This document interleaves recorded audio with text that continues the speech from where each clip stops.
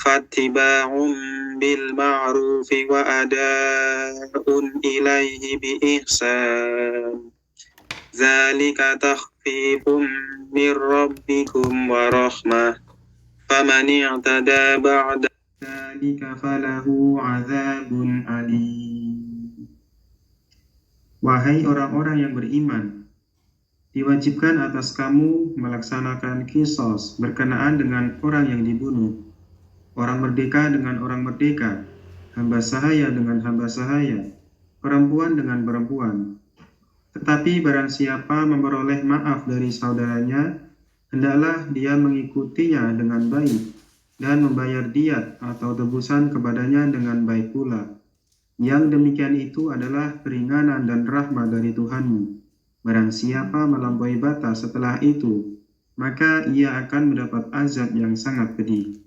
Dan di dalam kisos itu ada jaminan kehidupan bagimu, wahai orang-orang yang berakal, agar kamu bertakwa. Ya, jadi ya sudah jelas di situ ya. Jadi orang merdeka balas orang merdeka, hamba saya balas saya. Kalau dalam bahasa orang barat itu kan enai po enai, tut po tus gitu ya. Artinya satu mata dibalas dengan satu mata, gigi dengan dibalas satu gigi dan sebagainya. Artinya membalas itu yang setimpal saja kan. Karena tadi pembunuhan balasnya juga setimpal, membunuh kan itu. Ya, tetapi kalau kemudian ternyata yang harusnya melaksanakan hukum kisos itu ternyata memberi maaf, artinya dia mendapat permaafan dari ahli warisnya, ya terima dengan baik, tetapi berilah kompensasi. Ini hebatnya Islam kan di situ. Kalau dia tidak mau menerima kompensasinya ya tidak apa-apa, tapi supaya ada yang seperti itu, karena itu berat sekali kalau yang dibunuh itu kepala keluarga yang harusnya menghidupi anak-anaknya yang banyak sampai bisa mandiri, masuk ke kuliah, perguruan tinggi dan sebagainya. Kemudian suaminya tidak ada, sementara istrinya tidak punya keterampilan untuk mencari makan karena memang dia menjadi ibu rumah tangga sengaja menegakkan Islam di tengah keluarganya tadi kan gitu ya.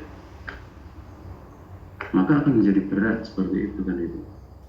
Nah, maka itu diat yang setimpal dari itu sangat diperlukan. Artinya bisa menjamin kehidupan istri yang dia bunuh atau anak dan anak-anaknya tadi dengan baik kan itu. Ya, dengan baik kan itu. Harus dipikirkan yang gitu. Tapi tentu saja tidak boleh berlebihan di luar kemampuan daripada keluarga atau pelakunya tadi. Jadi yang ditanyakan tadi apa? Kisah tadi.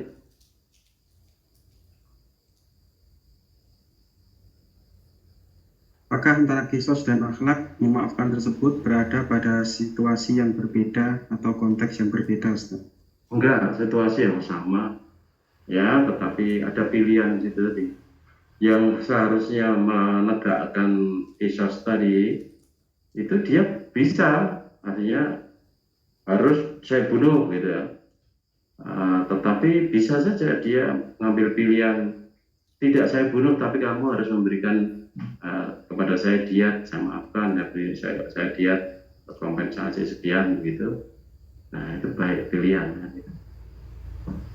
Nah itu juga hanya bisa datang dari orang beriman saja. Kalau tidak beriman ya bunuh ya bantan bunuh. Ya, maka Allah memberi jalan keluar yang lain daripada orang Islam pada bunuh-bunuhan kan dikasih jalan yang lebih mulia, lebih baik. So, jadi dibunuh, kepala keluarganya mati, anaknya terlantar sampai berpuluh-puluh tahun ya. Kemudian yang satu juga dibunuh, kepala rumah tangga juga. Hanya kan dua keluarga ini jadi terlantar. Jadi berat. Ya maka dibuka kemungkinan untuk saling memaafkan tadi, kemudian dengan membayar kompensasi. Nah itu di situ justru kita bisa melihat bahwa Allah itu sebagai Al-Hakim yang maha bijak, bijaksana itu luar biasa. Ya tidak ada yang lebih bijak daripada Allah kan gitu. Sekarang orang bingung mengatasi korupsi ki yang maling ya potong tangan, tapi bingung-bingung.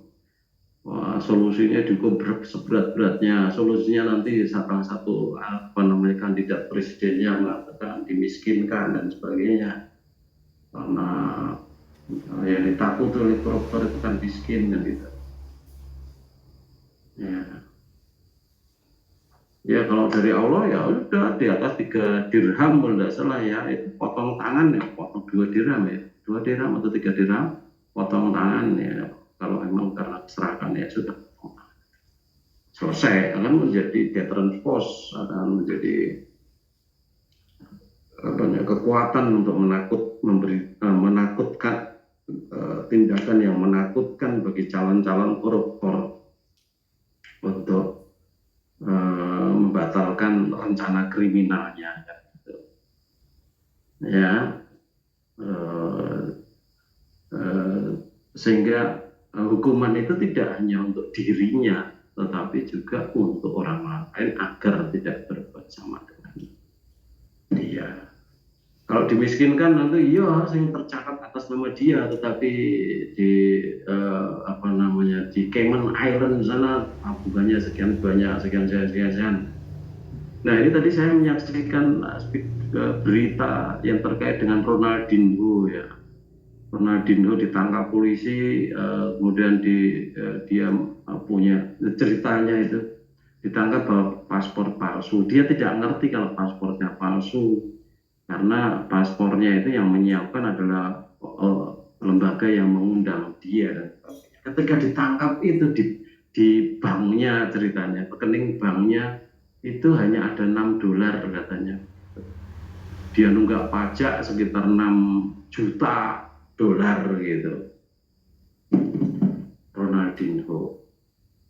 Ya, tetapi tiba-tiba dalam waktu sebentar saja, kemudian dia sudah menjadi brand ambasadornya ini dan sebagainya, uangnya banyak dan sebagainya, dan boleh jadi uangnya dia itu ketika di tabungannya $6 tok itu, uangnya yang disimpan dia itu tidak di bank negara yang bersangkutan, tetapi di banknya Swiss, banknya Cayman Island, yang di sana tidak ada urusan pajak, urusan penyelidikan, tidak diperlukan yang seperti itu, bisa saja tidak ada masalah gitu.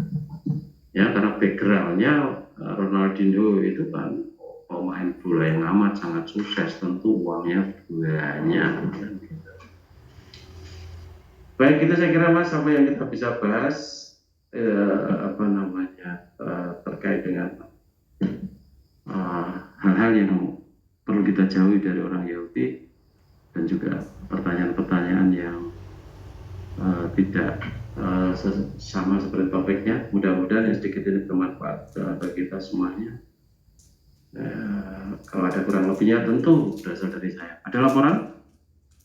Laporan terakhir yang tergabung dalam Zoom ada 30 saudara, yang menyimak dari YouTube ada 50, dan menyimak di Facebook ada sekitar 53, Ustaz. Ya, alhamdulillah, mudah-mudahan bisa mengambil manfaatnya kita semuanya dan diberi kemudahan Allah untuk bisa istiqomah. Kurang lebihnya saya minta maaf. Mari kajian kita akhiri.